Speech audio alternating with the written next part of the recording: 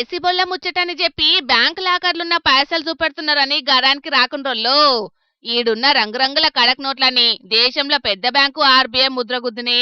కానీ బ్యాంకులే కాదులా, ఒడిశా రాష్ట్రం కటక్ దిక్కు గనుల శాఖల డిప్యూటీ డైరెక్టర్ గా కొలువు చేస్తున్న దేవవ్రత మహంతి అనేటాయన రేయింబావలు గనులకెళ్లి చెమటోడ్చి దొవ్వి కష్టపడి పోగేసిన పైసలు. మరిగా అసలు ముచ్చటేందంటే, ఈ మహంతి అనేటాయన కొలువుల మస్తు స్ట్రిక్ట్ ఆఫీసర్ అట.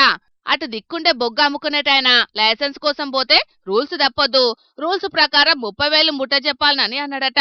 ఇక ఈ జిడ్డు మొకపోడు ఇడిచిపెట్టేటట్టే లేడని ఏసీ బొల్లను పట్టుకపోయిండు. 30,000 ఇచ్చి దొరకబట్టిపించిండు. ఏసీ బొల్లు కెమికల్ నీళ్ళల్లా చేతులు కడిగిపించిండ్రు. రంగు పడ్డది గాని అప్పటికి సార్ అసలు రంగు బయటపడలేదు. ఇక ఇంకేమన్నా దొరుకుతాయా అని సార్ ఇంటికి పోతే గుడ్లు తేలేసే కాడుకొచ్చింది కథ. ఇంట్లోకి పోయి బీర్వాలల్లా, సందుగలల్లా, టూరిస్ట్ బ్యాగులల్లా, ఆఫీస్ డ్రాయర్లల్లా, కిచెన్ కబోర్డులల్లా బట్టలను దులిపితే ఆకులు రానట్టే రాలినాయి కడక్ కడక్ నోట్ల కట్టలు. ఇక ఆడ నాడింట్ల కుప్పపోతే చిన్నపాటి బ్యాంకు లెక్క అయింది ఇల్లు. 4 కోట్ల రూపాయల కష్టపడ్డ సొమ్మును లెక్క పెట్టేటందుకు ఈ ఏసీ బొల్లు అష్ట కష్టాలు పడాల్సి వచ్చింది పాపం. ఓ 10-12 గంటలు తిప్పలు పడి కుద్దుగా వేసి మిషన్లతోని లెక్క పెడితే గాని అవినీతి సొమ్ము లెక్కదేలలేదు.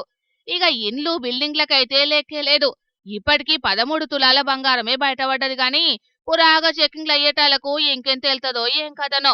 ఇప్పటిదాకా ఇంతగానం మా రాష్ట్రంలో ఏడు దొరకబట్టలేదని ఏసీ బొల్లు చెప్తున్నారు గాని తీగను గుంజితే డొక్కలున్న పేగుల కానుంచి గదిలినేగ్గి ఉత్తమాధికారికి.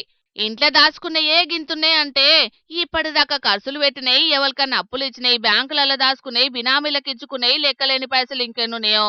మొత్తానికి గనులకెళ్లి కార్మికులు బొగ్గును దవ్వితే ఈ మోతవారి డిపార్ట్మెంట్లకెళ్లి కోట్ల రూపాయలు దవ్వుకున్నాడు. పైసలేనిదే పనులు గాని ఈ జమానాల ఇట్లా ఒక్కల్ని పట్టుకొని చేతులు దులుపుకున్నట్టు కాకుండా అందరి మీద నిఘా పెట్టి చెకింగ్లు చేస్తే పేద పబ్లిక్ బాగుపడతారనుకోబట్టిండ్రు ఈ నోట్ల కట్టల్ని చూసిన జనాలు.